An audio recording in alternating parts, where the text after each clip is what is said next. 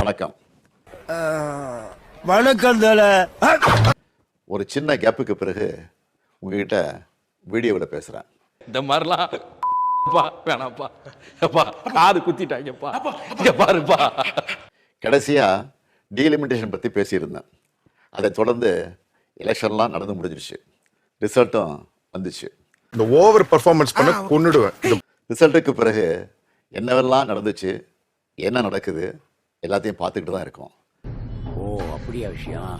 2 வாரமாக எல்லா வீடுகள்லையும் news channel தான் ஓடிட்டே இருக்கு.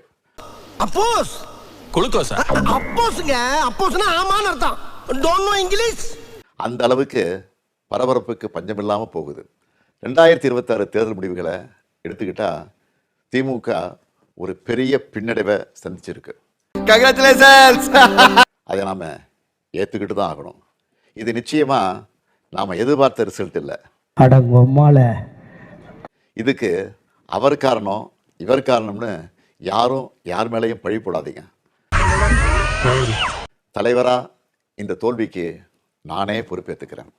வெற்றி கிடைக்கும்போது எனக்கு தான் அந்த கிரெடிட் வந்து சேருது.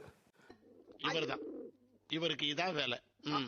அப்போ தோல்வி அடையும் போதும் அந்த பழியை நான் தான் ஏற்றுக்கணும். அதுதான் ஒரு நல்ல தலைவருக்கான இலக்கணம். நினைச்சேன் திருந்த மாட்டேன்ல, வருந்த மாட்டேன்ல, செஞ்ச தப்ப கொஞ்சோண்டு உணர்வேன். சரி, தோத்துட்டோம், அதுக்கு நான் அதையே நினச்சிக்கிட்டு முடங்கிட மாட்டேன். உடனே அப்டேட் ஆகி மீண்டு வருவேன். நம்ம எல்லாருமே அப்படி தான் வரணும். அதுக்கு உங்களோட ஆலோசனைகள், பரிந்துரைகள், ஐடியாக்கள் எனக்கு வேணும்.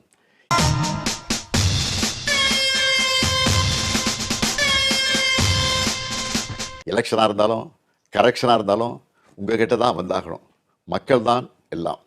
இது ஆக்ஷன் மேடம். இவனோட நடவடிக்கை வெளியில விட்டு பாருங்க. இந்த தேர்தல் முடிவுகளுக்கு என்ன காரணம்? திமுக இன்னும் எப்படியெல்லாம் உங்களுக்காக உழைக்கணும்னு நீங்க நினைக்கிறீங்கன்னு சொல்லுங்க. கடல்லே இல்லையா? உங்களோட கருத்துக்களை ஓப்பனாக சொல்லுங்க. அதுக்காகத்தான் இந்த உடன்பிறப்பின் குரல் வெப்சைட்.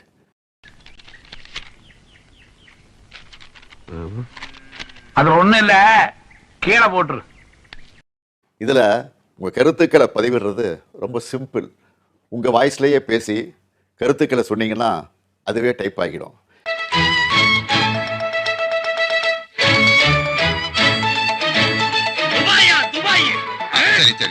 நேரடியாக நீங்களே டைப் பண்ணியும் சொல்லலாம்.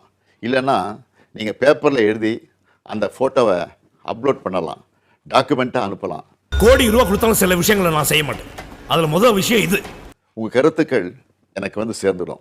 அதையெல்லாம் படித்து பரிசீலித்து நம்ம அடுத்த கட்ட நடவடிக்கையை வடிவமைக்க போகிறேன். ஏன்னா மூக்கு புடப்பா இருந்தா சில நேரத்துல இப்படி எல்லாம் யோசிக்க தோணும். கொஞ்சம் நம்மளோட அணுகுமுறை, சிந்தனை, செயல்பாடு எல்லாத்தையும் மாற்றி ஆகணும். காலத்துக்கு ஏற்ற மாதிரி எவால்வ் ஆகித்தான் ஆகணும். என்னடா அவார்டா கொடுக்குறாங்க, இப்படி ஆக்ட் பண்றியா? உங்கள் கருத்துக்களின் அடிப்படையில் DMK 2.0 வரும். கட்சியோட எல்லா லெவல்லையும் தேவையான மாற்றங்களை செய்ய போகிறேன். என்ன என்ன எழவே அது. இதனால் அடுத்த 100 ஆண்டுகளுக்கும் இந்த இயக்கம் உயிர்ப்போடு இயங்கும், உங்களுக்காக இயங்கும். உடன்பிறப்பே, நீங்கள் சொல்லுங்கள், நான் கேட்குறேன்.